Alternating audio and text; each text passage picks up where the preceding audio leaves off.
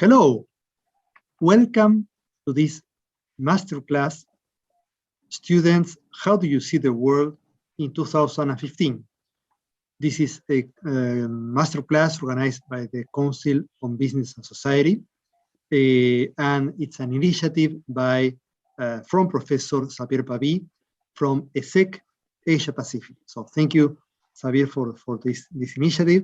And here we have the joy, the honor of having students from 4 different schools, 2 continents, Fudan from China, Instituto de Empresa from Spain, Trinity from Dublin, and ESSEC Europe and Asia.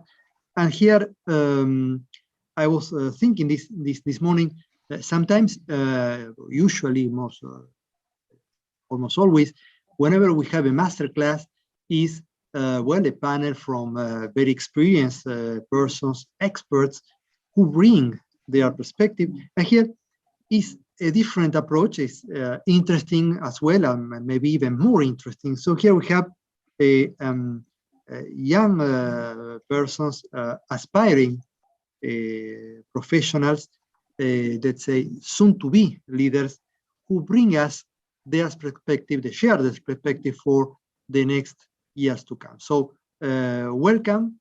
Thank you for all of you for taking this time, and thank you for all of you who are watching to this masterclass.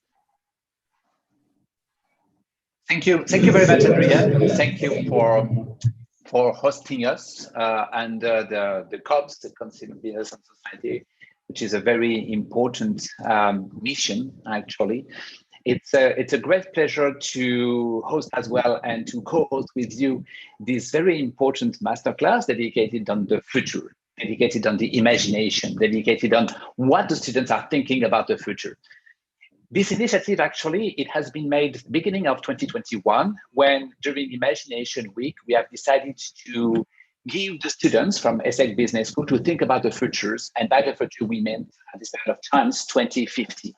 So just in 2 words, Imagination Week is a seminar. It has been created in 2012, so almost 10 years ago, by ESSEC Business School, and the purpose is to give to the students the possibility, the Master in Management students, to give them the possibility to think about the future through multidiscipline or transdisciplinary approach. It means that during this particular week, we're going to have we had a lot of speakers from different backgrounds. Sometimes are philosophers, sometimes are scientists, sometimes focused on gastronomy, sometimes are whatever you want. What you can imagine, actually.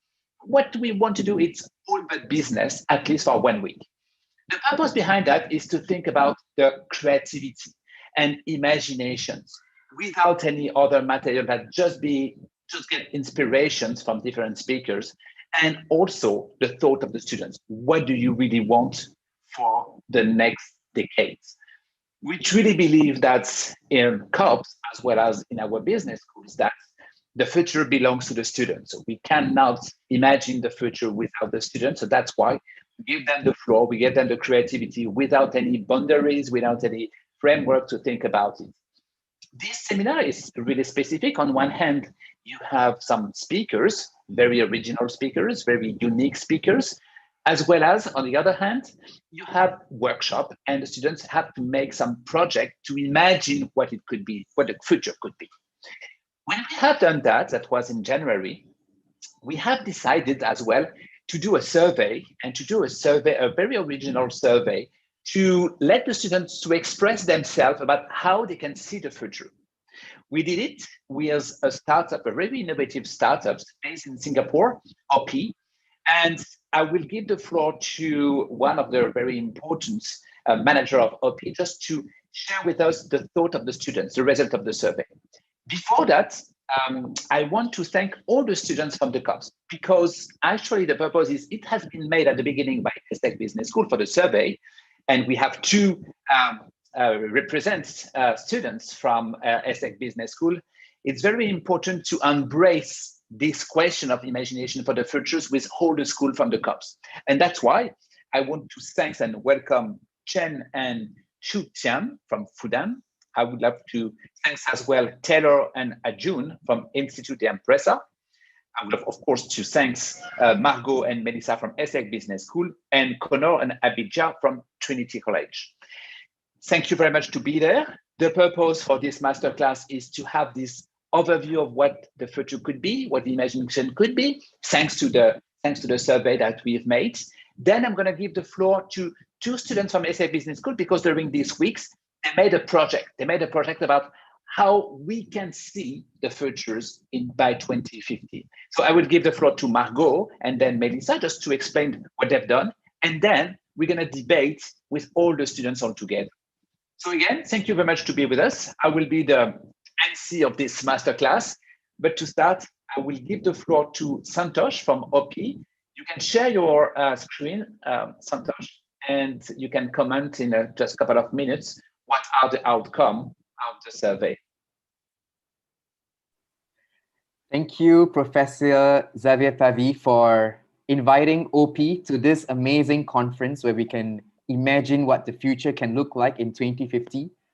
It's a privilege to be here, sharing with you the insights that the students shared with us. OPPi is redesigning a new form of democracy, which is called participatory democracy. Can we imagine a new form of democracy where there is no pro-Republicans against pro-Democrats? Can we find a way to find common ground between two groups of people who are divided? With the growing polarization and marginalization that we see in our society, can we find a way to drive consensus-based decision-making? And towards this end, we designed a new tool, a consensus builder called OPPi, based on an emergent survey technology. So it's a very simple survey tool, but it's different from traditional survey tools in that the participants of the survey can get to co-create survey questions together with the organizers of the survey. And so survey design is transformed from both top-down and bottom-up approaches. It is a real democratization of how we source for opinions and sentiments from people. So this is a very short overview of what OPPi does. I shall now share my screen, which tells you and which will demonstrate to you the analytics that is coming from the sentiments of the 500 students from ESSEC's Imagination Week. So allow me to share the screen right now.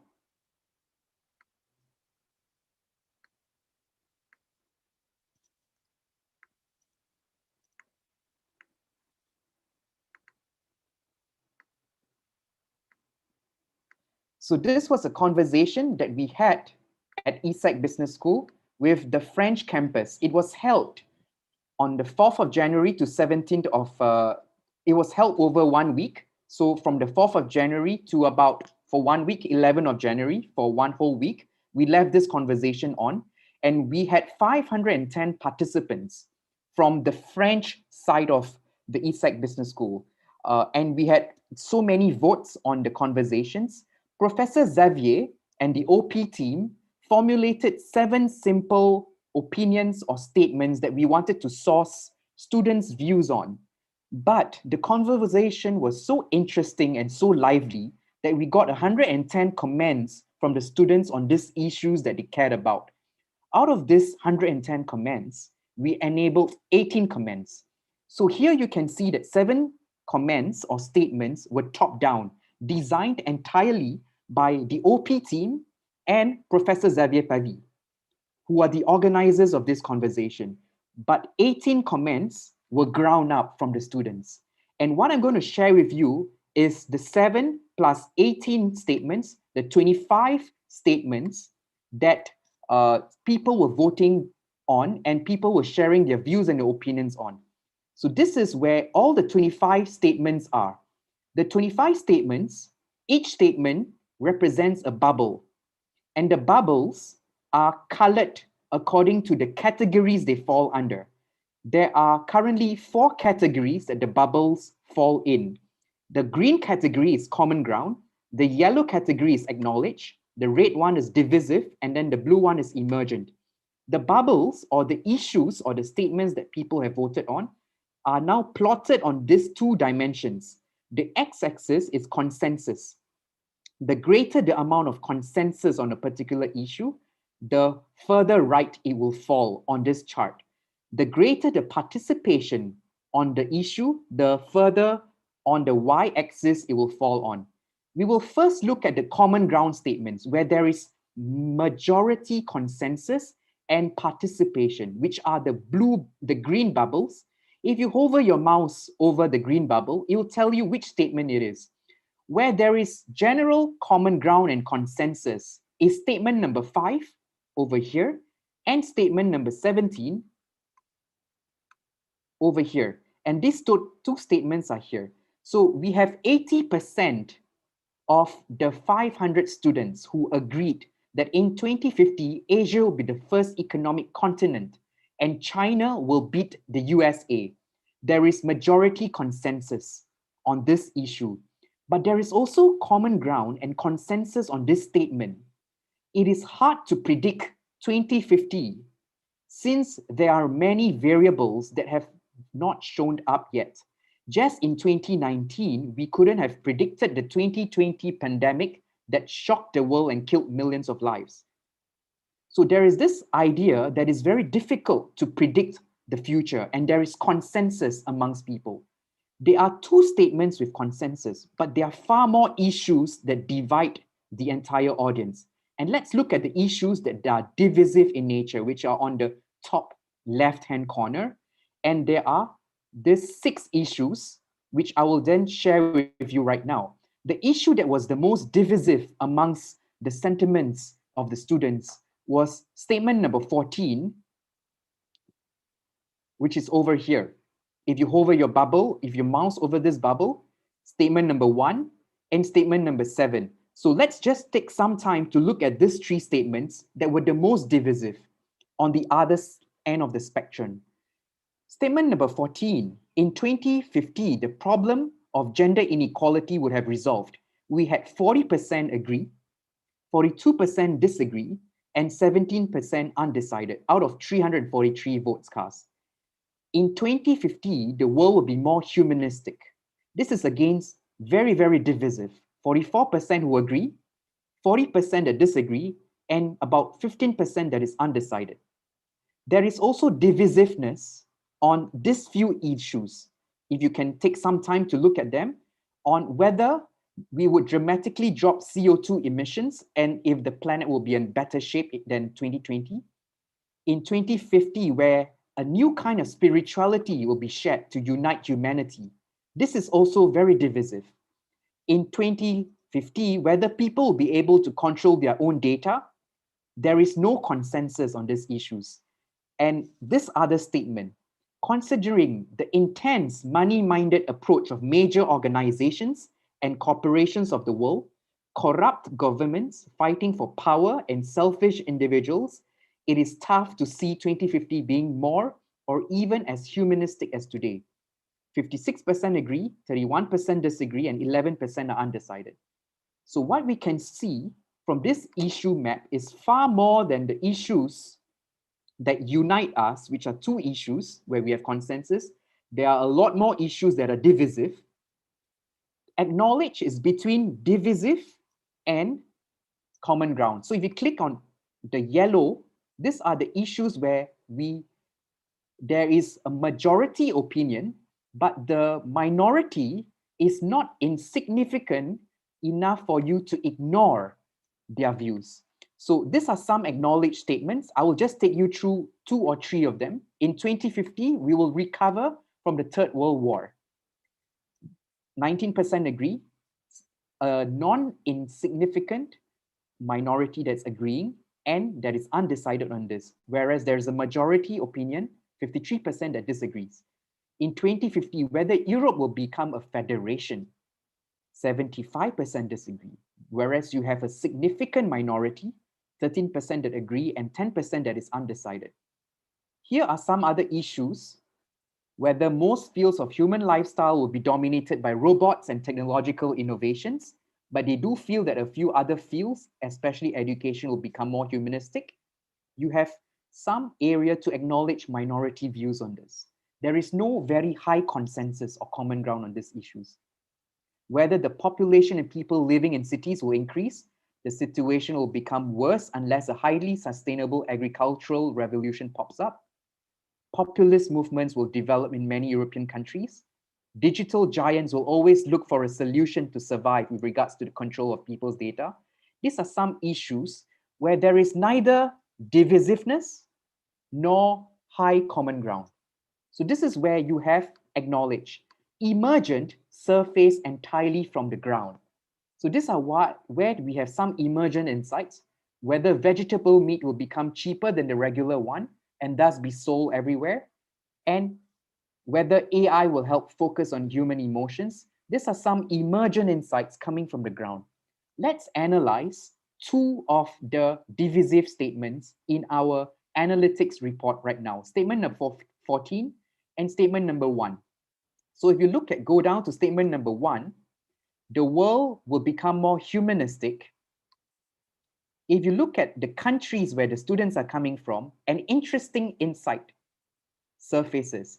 You notice the French students are not so optimistic. They are a bit pessimistic or divided. 34% that agrees, 46% that disagrees, and 18% that is undecided. Whereas majority of the students from China have a positive and more optimistic outlook of whether the world will be more humanistic, with 66% who are agreeing, 25% that is disagreeing. Majority of people from the US agree. Italy, Morocco, and Lebanon, you see the similar sentiment as the people in France. Germany and India. India, you have slightly more representation amongst the students, 65% that agrees. So you see similar sentiments from China and India, whereas slightly more pessimistic sentiments from France, Italy, Morocco, Lebanon. And then this is an outlier, students from Germany who are slightly more optimistic whether the world will be more humanistic. Let's look at one final statement. In 2050, the problem of gender inequality would have resolved. If you look again, now on the flip side, people from China and the US are not so optimistic as compared to the students in France and Italy. You see an overwhelming amount of people in Italy who agree, and Germany, and in India, 47% that agrees, whereas you see minority agreement in China and US. So these are ways in which we can slice and dice the more divisive content in order to have a conversation to understand where different people from different points of view have different perceptions of the issue. So these are some of the insights and the analysis. I think I have gone beyond the 5 minutes that was allocated. I shall stop sharing my screen. And I hope this was insightful for all of you. I will pass this back to Professor Xavier Pavie. Thank you so much. Thank you, Santosh. Thank you very much. It's very insightful, and it's good materials actually to discuss. Before I'm going to give the floor to Melissa and Margot, because they worked during this week. Maybe any comments, maybe from our Arjun, maybe you're from India, if I understand well. So maybe how you can be more optimistic than the other students. What do you think about it for the future? Thank you for that. I think it's interesting. I was trying to take some notes down while I was seeing sort of some of the results, as well as it was interesting to see. I think one perspective that I have is that you also have to realize that these are also, I suppose, these are students who have left their home countries and are now in another country, and they're sort of representative of a population that is sort of in another place. So I think through the course of this discussion, it's also going to be interesting to see how those perceptions are being managed, by sort of representatives or ambassadors, if you want to call them such, and how those sort of play out in maybe sort of foreign environments as well. Something like a business school is a good sort of an interesting ground to sort of do an analysis or something like that. So in terms of optimism of India, I would suppose that it's also sort of directly proportional to what we're going through right now in terms of the politics that are playing out there right now. So it's going to be an interesting conversation. I look forward to seeing what comes out. Thank you very much. Margot, you worked for during Imagination Week, actually, and that was one of your mission, is to imagine how the future can be. So you work for a specific project. Could you share with us, please, the project you've made? And actually, you won Imagination Week 2021 in France with your project, among hundreds of projects, so congratulations again. And could you share with us what you've designed? Hello, everyone. Thank you for the floor. Our project was called Bones AI because it was a mix between natural things and artificial intelligence. So I will explain to you how we end up there. First of all, we were a group of 6 students, and so we didn't know each other at all. So the first difficulty was to catch up with everybody, to understand how people work through the screens. So it's pretty difficult at first, but we managed to do it. And so the question was, how do you see the world in 2050? And so we heard the real question was, which issue do you want to solve in 2050? So you have to imagine at first the issues in 2050. And so we started to think about the weak signals. I don't know if we say like this in English, but I think it's the weak signals in the today's world, and how this will be worse in 30 years. And we had at first to separate the issues that will be solved in 10 years. For example, we were thinking about the data managing problem. And then we thought that in 10 years, it will be solved. It won't be a problem in 2050. And so we had to think about all those signals we can see today and what will not be solved at all in 30 years. And so we had a few ideas, but we had to pick one to find a project. And we thought about the problem of raw metals that we have in our smartphones, wind turbines, everything for the ecological transition.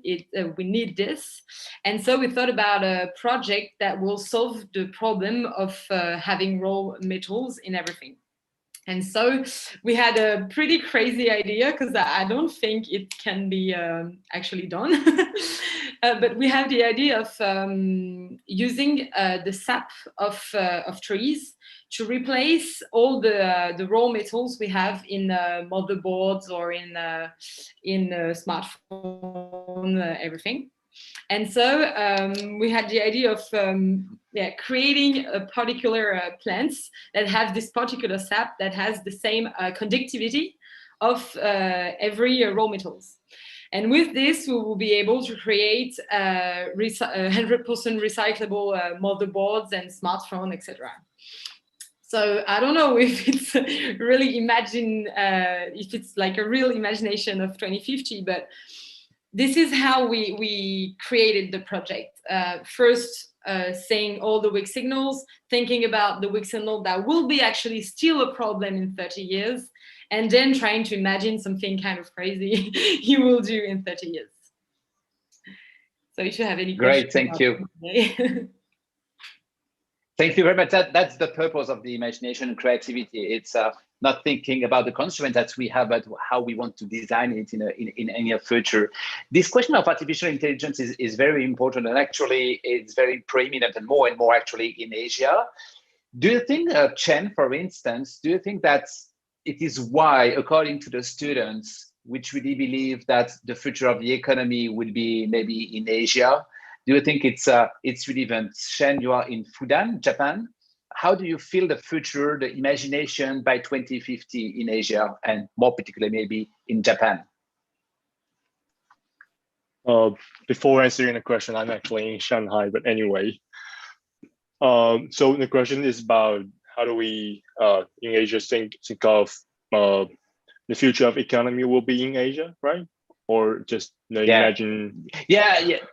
Definitely. Why? And according to the survey that we have seen previously, that according to the students, the future of the economy will be in Asia. Well, I can think of a few reasons. For instance, Asia is the continent that has the most population, and if we want to develop anything, human resources almost always the number one resource that we need. Also, now in the information age, we might think that technology is also very important, but human create technology, and we use them and use technology to empower us, not the other way around. So that could be potentially one of the reasons, because on this continent, with especially with China and India, two very big population that has, we would say, potential to develop and grow. Do you think, Chen, or maybe someone else, but Chen, do you think that there is also the question of how do you adopt technology? Do you have any fear about technology? How do you see technology? Do you think that it's a threat, technology, or maybe it's an opportunity?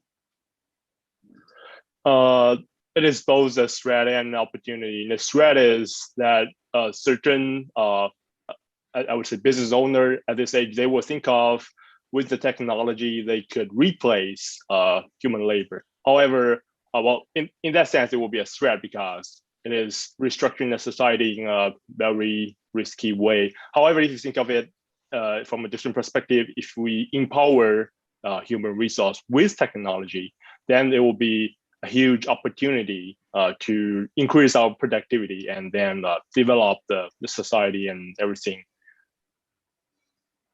Thank you, Shen. We're going to stay in Asia during Imagination Week. The second week was in Singapore. And in Singapore, we have exactly the same seminar and with the same competition between the students.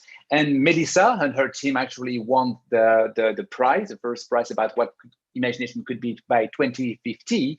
So Melissa, thank you for being with us. Maybe you can share what you've done with the students, with your team during Imagination Week. Yes, of course. Hello, everyone. So first, I would like to thank the team because if I'm the only one talking today, we were actually a group of 5 that got to this idea. So there was Pietro, Vincent, Yimin, and Adrian. And so we started by brainstorming actually and observing what was around us. And at that time, we were in Singapore, so we decided to focus on national scope, so to look at around Singapore and how the country has developed so quickly since its independence, what could be improved and what challenges it may face in the near or in the far future. And so even though we chose a reduced scope at a national level, we found out that the challenges that and the ideas that we wanted to tackle and that we found, they were actually not only concerning Singapore, but it was a more a larger scope that was international, if not even global. And so the first challenge that we wanted to tackle and to think about more deeply was about the food wasted in developed countries mostly. So we have so many food are wasted every day in restaurants, in hawker centers, and on the other side you have so many people in need for a good meal every day. Like we had the experience with ESSEC. We went to Willing Hearts, which is an association where you could actually volunteer to help serve and prepare meals, and they prepare about 10,000 meals every day for the people that are most in need in Singapore. So you could see in the same country so many food wasted, and in the same time 10,000 meals that having to be prepared to fulfill the most basic need of so many people in Singapore. So this was the first challenge. And then the second challenge was more about nature and vegetation, because as we know, in Singapore, more than 50% of the land is covered by trees.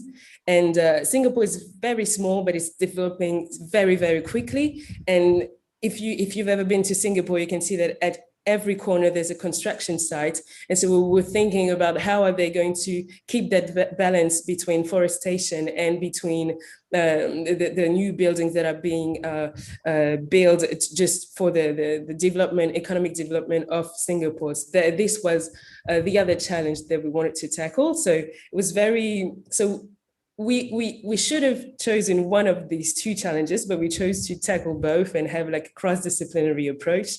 And it was very utopic, very impossible, but I mean, it was the whole point of the Imagination Week. And so we came up with an idea called a forest food.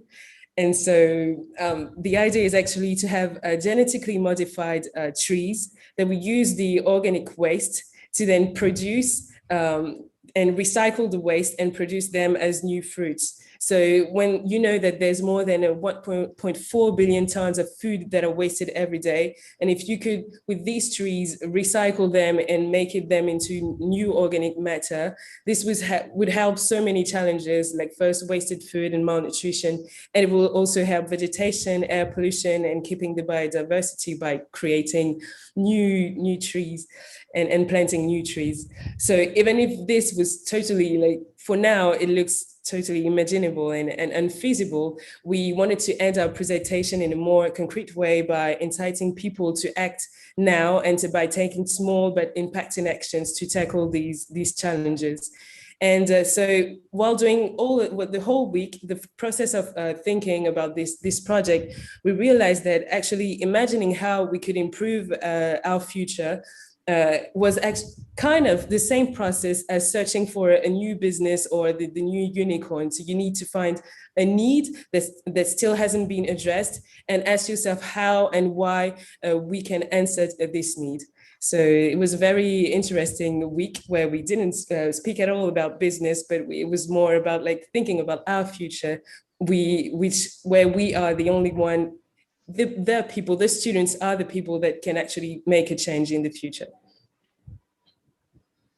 Thank you, Melissa. Thank you. Very interesting overview of what you've done. It won't be easy to do a shortcut, but so please be tolerant. But I'm going to move from another island, from Singapore to Ireland itself.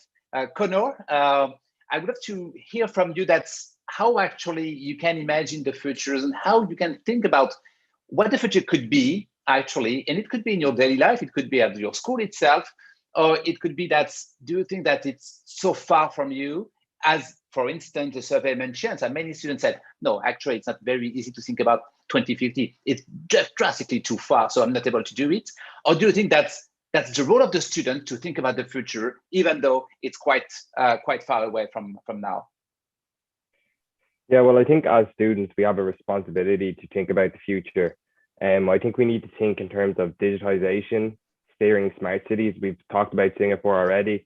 When I visited Singapore, it was a utopian to me. Once I was walking around, I was seeing the light shows, the interactive digital art was really inspiring. You know, I think we're kind of starting to blur the lines of art and interaction, which is very interesting. We're looking at AR and we're looking at VR as well. And even within the crypto and blockchain space, we're looking at metaverses, which is very interesting.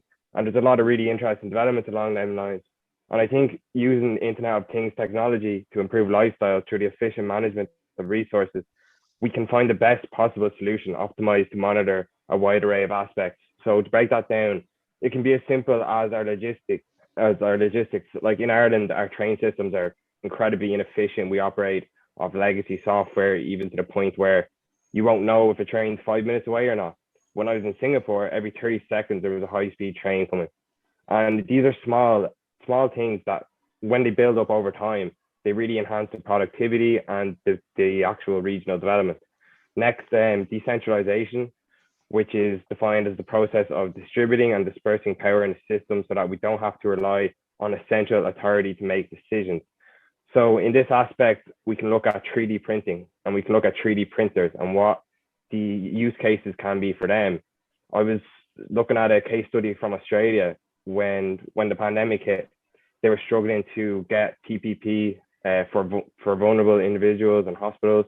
So what they did was they crowdsourced a lot of 3D printers and used their capacity to produce plastic for face masks, face shields, and even some plastics for surgical gowns. So I think this is the best way, you know, to move towards Industry 4.0, which is less of a reliance on logistics and complicated supply chains and more on crowdsourcing and decentralization, which in the future may benefit us as individuals and inspire more innovation, more entrepreneurship, and less income inequality. Just for an example, you know, we need to look at financial literacy. I think we're relying too much on centralized financial services and large investment banks such as JP Morgan, to name some. You know, even recently they create FUD in the market, fear, uncertainty, and doubt, as we call it. And I think we need to look for decentralized finance to pave the way. for the future, which is going to rely more on micro lending, micro borrowing, staking, smart yielding, basically making your money work for you in a trustless, permissionless environment instead of relying on centralized financial institutions to manage your money, which we've all seen what happened in the recent financial crisis, not too recent now, but we've all been through bubbles and we've seen the effects. And lastly, I think tokenization is going to play a huge role in the future of society. So tokenization is taking an existing asset, whether physical or not, and representing it as a digital token, which is then deployed on the blockchain. So the use cases include property investments, stock tokens, stable coins, and NFTs. So the main benefits of this is we're starting to open up the borders for financial literacy and investing. We would have to traditionally rely on venture capital and vulture funds and stuff like this to get into property investments, which are automatically conditioned to a certain cohort of the population, usually those of a higher social or status.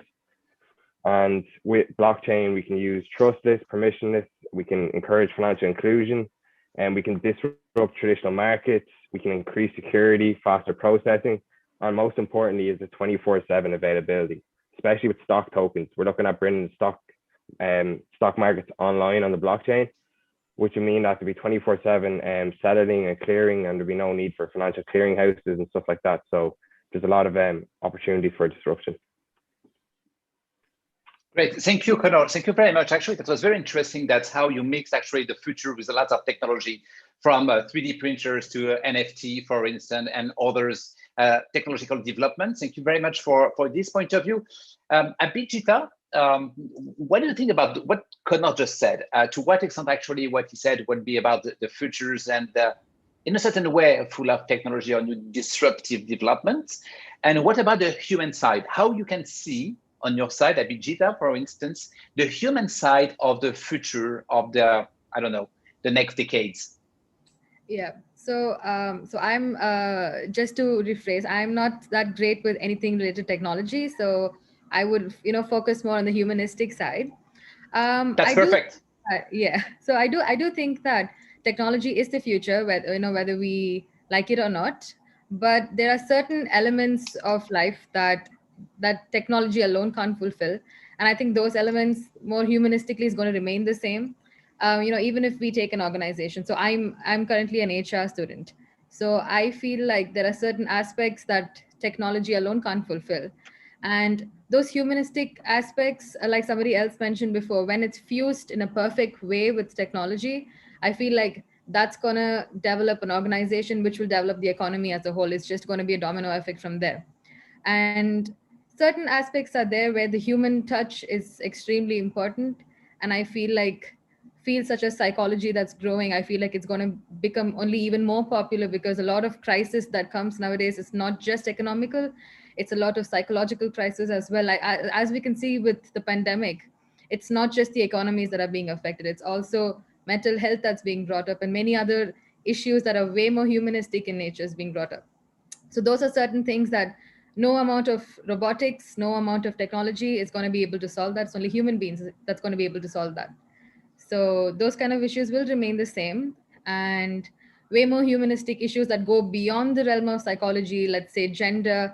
I think a lot of things that's not being spoken about also is sustainable energy, and all these kind of things is definitely, it's going to come up. And even though the pandemic has put a stop on, people are imagining, oh, I don't know how it's going to be in 2050. It's we couldn't even predict 2020. So that's a very valid point.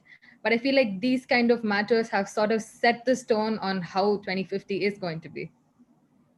So, thank you very much.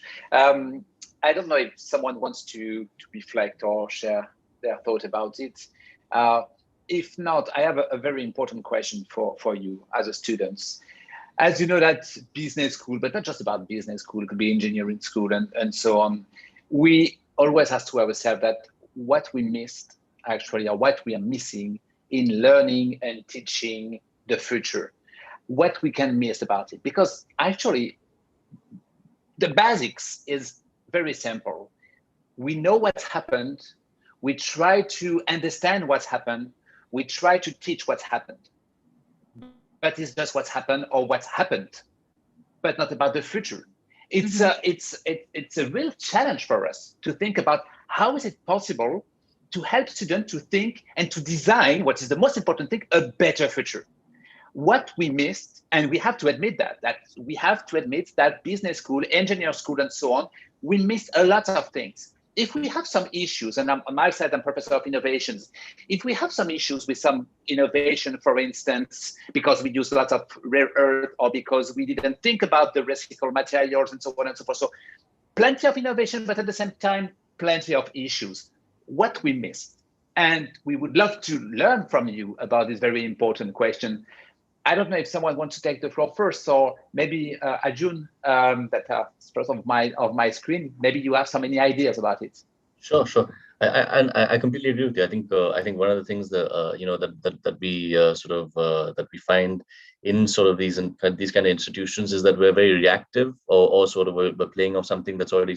And in that sense, I think that the whole concept of Imagination Week actually fits very well in this conversation, because it's really about, okay, what is the future that we can create? And I think we should not be sort of bound by sort of historical ideas of this has worked or this is what is the status quo, but rather we should be looking, especially given everything that we've seen with the pandemic in 2020 and 2021, is to say, okay, how can we create that future that we aspire to? Which is also, I feel, the same concept as what sort of OPPi is doing with this sort of this participatory sort of survey process and democracy. And in that sense, I think for me, what I've heard from a lot of the people speaking today, especially sort of the two ESSEC students with their projects, it speaks to a lot to what we need to sort of be moving towards in terms of a more sustainable future. And the other thing that I saw that was reflected in the survey is also about how can we come together and how can we bridge the gaps across various sort of geographies. And in that sense, I think students are that perfect bridge. You have so many students that come from all over the world. They come into one classroom and they discuss issues. And in fact, what I found during my time at business school was that I had sort of certain perceptions of the world. I had sort of my own lens that I came coming from India. But sitting in a classroom with sort of 50 other nationalities, it really throws up issues that either you're not exposed to, or that you just had no idea even existed. And in that sense, it's you're able to sort of broaden your worldview in a way that when you do go back to, whether you go back to your home country or go back to another country, but thinking about it from a very different perspective. It's sort of more collaborative, as opposed to sort of being more nationalistic, which is what we're seeing right now play out in so many sort of countries with the politics that are happening right now, with a lot of sort of the rise of the right wing. And I think that's extremely, we have to be very careful, especially with sort of how people are reacting to the pandemic, and what we're going to see play out in terms of a lot of sort of protectionist kind of policies, not just health-wise, but also related to your economy. And I think this is a very important time for us as students and everyone who's watching to reflect very carefully on where do they want sort of which direction do we want to see our lives, our economies, our policies, our lifestyles moving. And in that sense, of course, I think technology is going to be sort of really, really important, but we cannot sort of sacrifice also the fact that we live on a planet that needs to survive, for our generations, for our kids, and we have to strike a very, very fine balance there.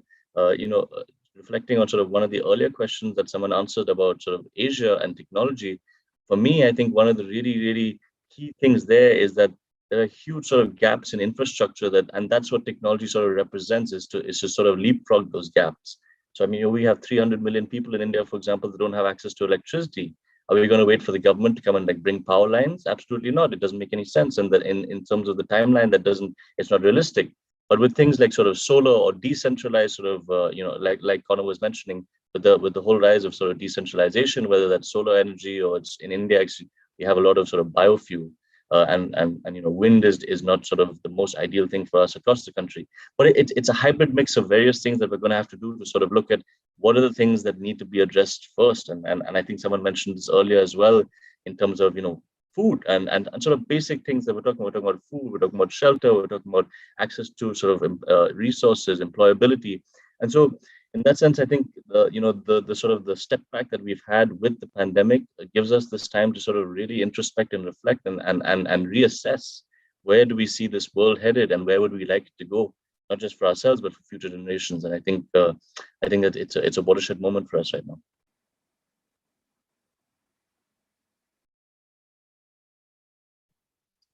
Thank you, Adrian. Taylor, I'd love to get some advice from you. What we have to do in a business school, engineering school, wherever we are actually, what we have to do if we want to help students to think about the future or imagination or whatever. Yes, thank you for the question. What are your thoughts? I think that the first thing we have to do is educational institutions acknowledge that at no point will we be able to educate. We can see the trends coming, but we realize that looking for 2050, you can kind of anticipate certain trends. Like we know that global warming is going to have huge impacts across the world, but we really have to teach more so how to interpret the trends and then create self-sustaining learners. Like we have to really encourage the students to continue to keep teaching themselves, keep reading, keep investigating, and move forward that way. I think that's the most upstream solution. Yeah, thank you very much. Maybe Joy, maybe you can also give your thought about it. So what do you think about the futures and how could we think about the future for the students, what we have to teach to them, how could we challenge the students as well?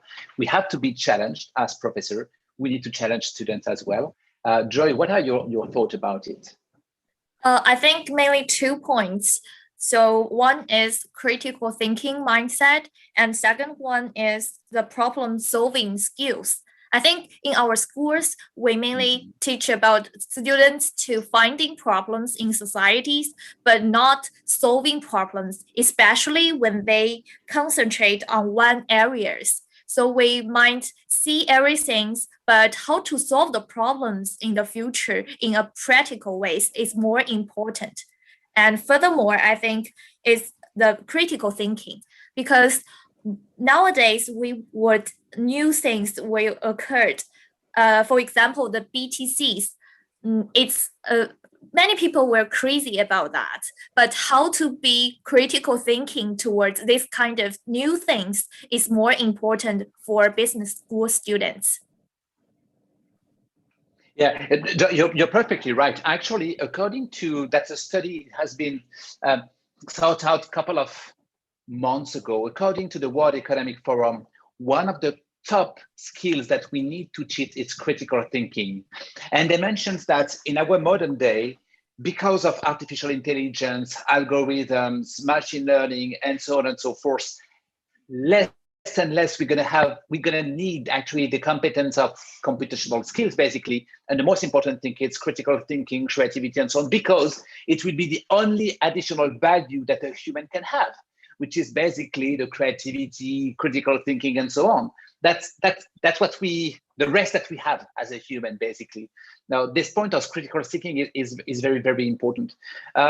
Maybe Shen, what are your thoughts about this notion of the critical thinking? How could we be more critic about what happened around us? It could be about, to be very transparent with you, it could be about the government, maybe, because most of the government, and when I mention government, it could be about corporate as well, companies, corporate and governance, which basically is managed by people or 60 plus, if I could say so, maybe 50 plus max, but basically that's what kind of the manager that we have today in companies as well in the governments.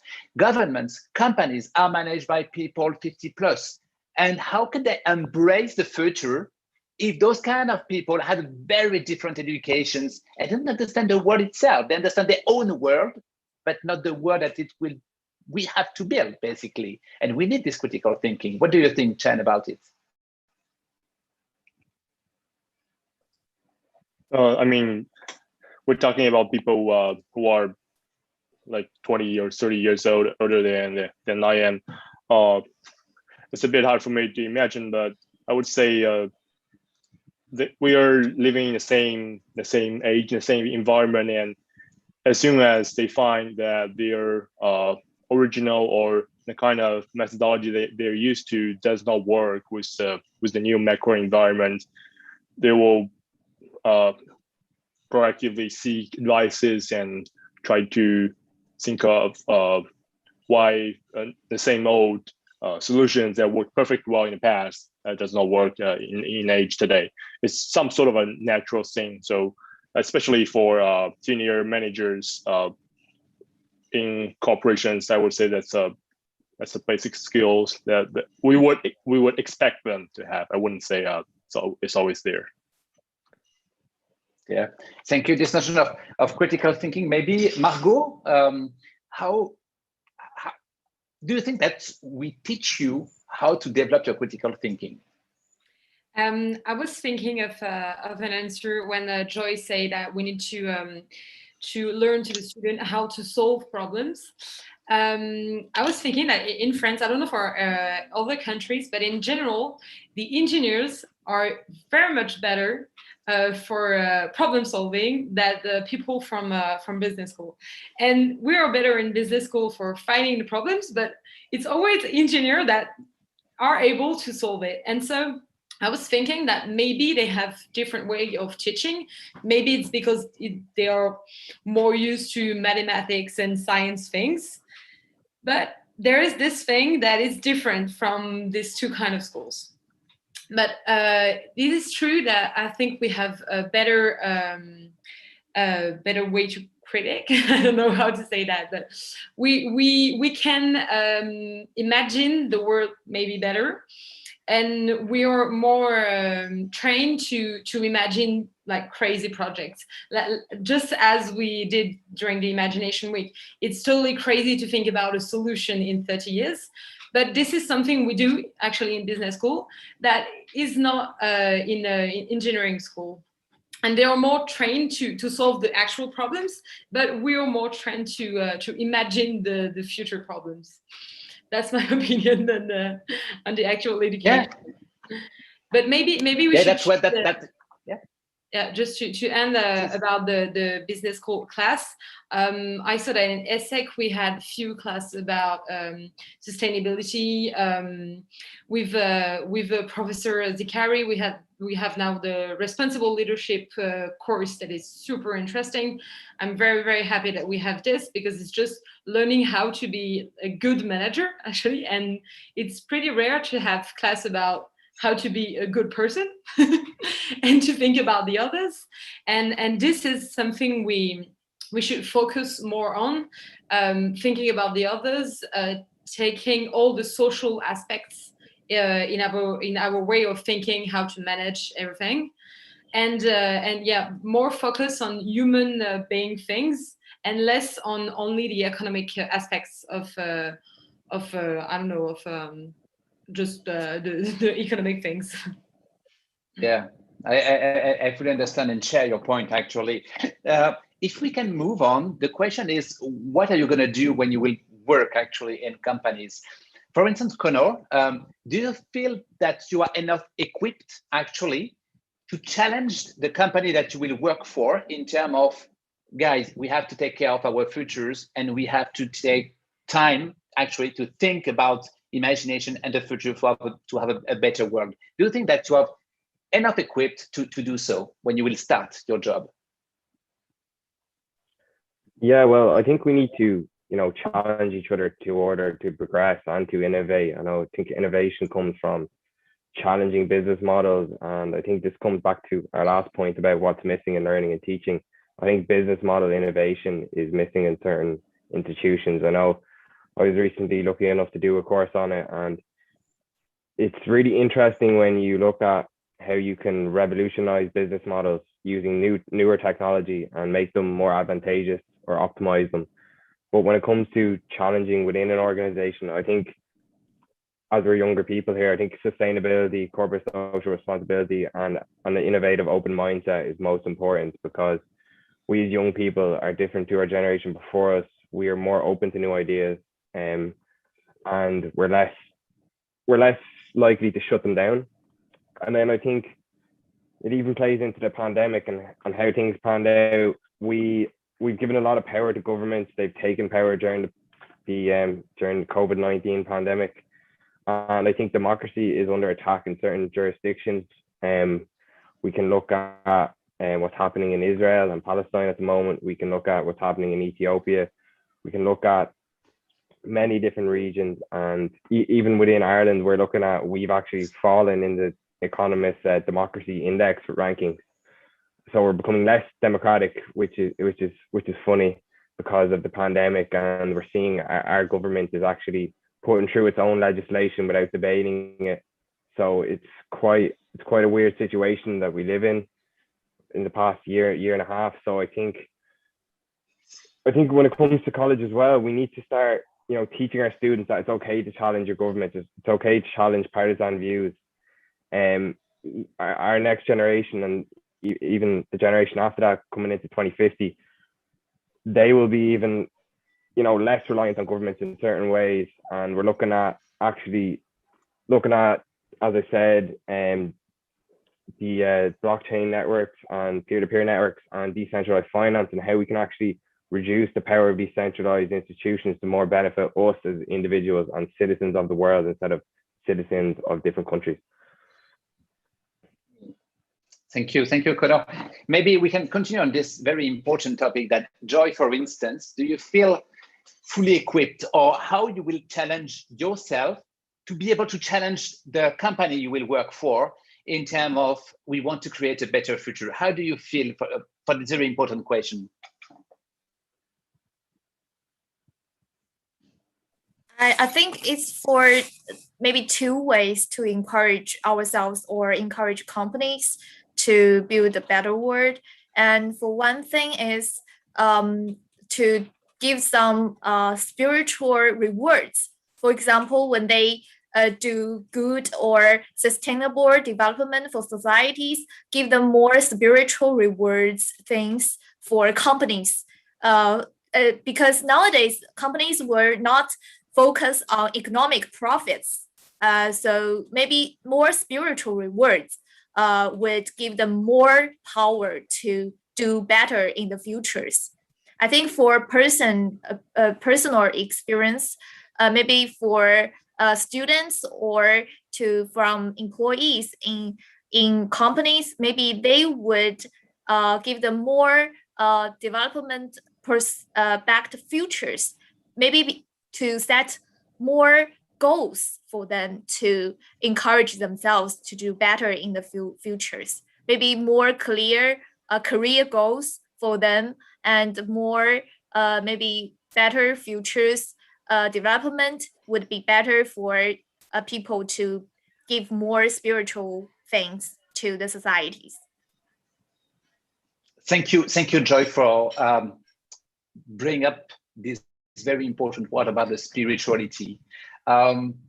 Maybe Melissa, what do you think about this question of spirituality? I guess it's not a very easy question. I can understand that. But do you think that this notion of spirituality is something that we need to develop more and more? Actually, it's not religious one. It's spirituality. It's not at all a link with religion. It could be, but in another way, it's not just linked with religion. So what do you think about this notion of spirituality? Do you think that this word is very important for you as a student? Do you think that we need to develop more and more knowledge about this? What are your thoughts about it? I think from a personal level, that it's very important to know about oneself and to know each other's strengths and weaknesses, to be able to then offer the best in our work life or in our personal lives. So I think that spirituality in this way is very important, because somebody like an employee that will know its strengths and its weaknesses is going to be an employee that is going to be more efficient, that will be more maybe able to work in a team with other professionals, because they will be able to know what are their strengths that they can work on in a group project, in a team project, and what to defer, what to delegate also. So I think that spirituality from a personal and from a professional point of view is very, very important. And also to know oneself, and also to know about the world that we're currently living in, and to kind of maybe understand the trends, maybe how how people and how governments were able to make some decisions, maybe understanding them in a deeper way. I think spirituality can help with that. Like in conclusion, I'd say like it's very good to be able to raise awareness, personal and awareness like around the world. If this answers your question. Yeah, of course, it's a very complex question, but I'm afraid that sometimes we don't take enough time to think about it, to think about this question of spirituality. What does it mean for us? Abhijita, can I ask you the same question? Because you mentioned that how the human side is very important. So the human side is, of course, very linked, connected to this notion of spirituality. What are your thoughts about this spirituality and the necessity of spirituality, maybe in learning, teaching, sharing for a better future? Mm-hmm. So I'm going to try to link this question with the first question, which was how equipped we are. So I think I'm going to take a slightly different stance than the other two people who spoke about it. I think spirituality is very important for the individual, but I feel like spirituality is more important, let's say at the individual and societal level, but I do not know how far it can impact on an organizational level. So my stance on that is which is, I do say it's very important, and I think it's very important for an individual to know themselves, to discover themselves. But to go back to your question on how equipped people are, I feel like, so now in 2050, it's going to be millennials and Gen Z that's going to be on top. And I feel like so right now we are all in this age where we all have access to the internet, social media, if not all, at least majority of the population. And anybody who has that access, the equal access, is equipped to raise these questions. So at that point, I feel like even nowadays, when we, as a consumer, I think even anyone who's here can relate. If you have a choice of choosing a product and there's two brands, I think if you kind of dig deeper into the brand, you're going to go for the brand that has more of values, that provides more value to society at a more societal level. Let's say they're more into charity, or the products they use are sustainable. So you would rather go for that than to go for a brand that is not sustainable or not really doing anything at a societal level. So as more and more, let's say, I'll find the right word. So as more and more education is given on the importance of all these aspects, and I feel like as Generation Z and as millennials go up the ladder in the organization level, I feel like these aspects are going to be extremely important even more. And I feel like we are at a place where we are equipped to question these things, and slowly consumer behavior is also going to be changed according to what we believe in. Thank you, Abhijita. Thank you very much. We're going to conclude now this very important masterclass to think about the future. To do so, first of all, I want, of course, to thank Professor Adrian Zicari from ESSEC Business School. I want to thank Tom Gamble as well. I want to thank everyone. But I don't want to conclude myself. I prefer to conclude with you. So just to conclude, I want to have from you just one word, not two, just one word. So I'm just giving the floor to one of you, and I'm calling you one after one. Just to answer to these questions is, according to you, what is a better word for the future? Just what we need to do so, just one word, and that's it. So maybe Adrian first. Just very one simple. word. Empathy. Empathy. Margot. Inspiration. Thank you. Chen. I would say renewable. Thank you. Melissa. I would say communication. Communications. Joy. One word for the future. Creation. Creations. Connor, please. Decentralization. Decentralization. And Abhijit? I would say innovation. Innovation. Thank you to all of you. Thank you again, Adrian, Tom, Santosh from OPPi. Thank you to all students. I wish you the best to imagine the future, to imagine a better future all together, students and professors. Thank you so much. Thank you. Thank you. Thank you. Thank you. Thank you. Bye-bye. Thank you.